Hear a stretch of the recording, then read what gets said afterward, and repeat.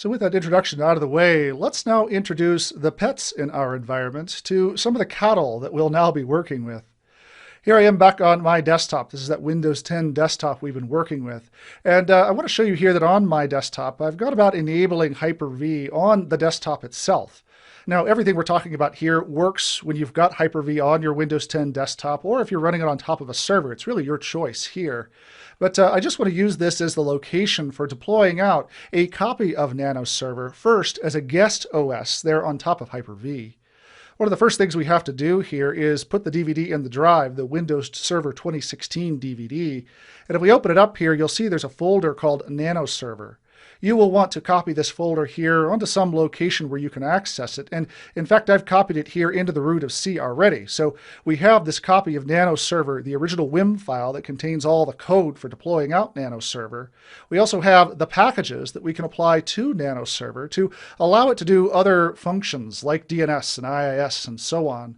We also, in addition to that, have right up here the Nano Server image generator commands. This is a module we'll now need to implement or add here into our copy of Windows 10 so that we can perform some of these actions that are necessary for generating those Nano Server images. Let's begin this process by coming right over here to Windows PowerShell in an elevated command prompt and go through some of the commands we need to enter in. You'll see me here kind of skip forward because some of the commands here I'll be entering are fairly long and cumbersome in getting them actually typed into the keyboard.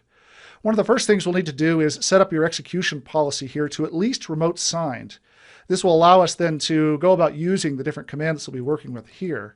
The second command we need to do is import in the module that I showed you just a second ago, which will be import module, then C Nano Server, and then Nano Server image generator, and then /verbose.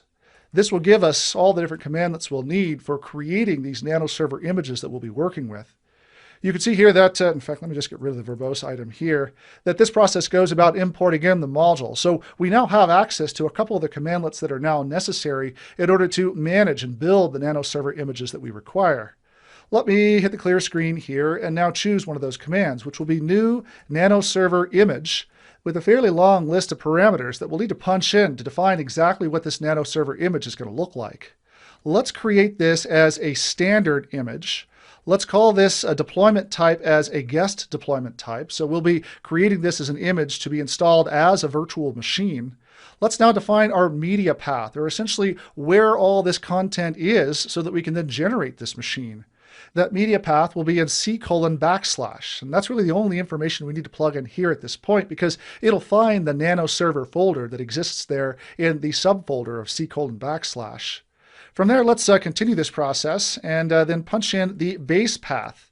The base path here is the base location, or essentially the folder that we want to create where we'll store all of this content for creating this VHDX file we'll then import in to create our virtual machine. So our base path here will be in that C:/Nano Server folder. And let's create a base path here of Nano Server 1. This will be the folder in which all that content will get stored as we go about generating this image. We also need to then define what kind of VHD or VHDX file we need. Let's call this our target path, where we'll punch in Nano Server again, and then Nano Server 1, and then the name of the VHD or VHDX file that we require. So Nano Server 1.vhdx. Now, important here to recognize is there's actually a bit of a strange behavior for this commandlet in terms of how you determine whether or not you create a virtual machine that's a Generation 2 virtual machine or a Generation 1 virtual machine, the older version of the VM. And the only way in which you make that determination is whether or not you create a VHD or a VHDX file here in this target path parameter. We will create a VHDX file here, which will create a Generation 2 version of the VM as we import it there into Hyper-V. If you wanted to create a Generation 1 version, you just simply remove the X and create an old-fashioned VHD file. So this is your determinant here for which kind of generation VM you'll be creating as you import it into your Hyper-V instance here in just a second. Let's continue here with one more parameter, which will be the computer name parameter, which is what we use to actually define the computer name of the machine we're about to create. That computer name, at least for this machine, will be Nano Server 1. This process then creates that VHDX file, and it should, actually if I punch in the password here, it should now create that VHDX file out of the WIM file that exists there in that Nano Server location. It's important to recognize here that as we're creating this VHDX file, the original WIM itself is not modified in performing this process. That WIM file will continue to be what we downloaded there off the DVD ISO, and we can then use it later on for the generation of other virtual machines and other VHDX files. After a second or so, you can see that the process here completes, and it provides us with a log file that includes information about what we've just created here with this Nano server instance. Let me minimize this and bring up here a copy of Explorer so we can see what we've now created. Here under the C drive and then under Nano server is the original WIM file. Again, this is the same WIM file as the install.wim, the boot.wim that you would use with the other versions or installation options here of Windows Server. This WIM file contains all the content that makes up a copy of Windows Server, which we have used as the starting point for creating this virtual machine hard disk up here, which is our Nano Server 1 VHDX. If I double click this here, you can see a copy of the WIM file, as well as the VHDX file that we created in adding in all those customizations that create the computer name and other configurations that prepare this virtual hard disk for use in Hyper-V. We can now simply import in this VHDX file to use it as a Hyper-V virtual machine. In fact, let's go ahead and do that now. Let me minimize this and bring up that copy of Hyper-V Manager. I do want to make sure here first that I create a virtual switch here, or have a virtual switch that I can use. This virtual switch I've already created in my copy of Hyper-V as an external virtual switch here, which I've named it to be the same. This external virtual switch allows this copy of Nano Server and any other virtual machine sitting on top of Hyper-V to then talk to other machines that exist out on the rest of the internet. I'll be using this external virtual switch as I go through importing in this VHDX file here into Hyper-V on my desktop. So with this created, let's now create a new virtual machine with that VHDX file as its hard disk. I'll come here under New and Virtual Machine and run through the new Virtual Machine wizard here in Hyper-V.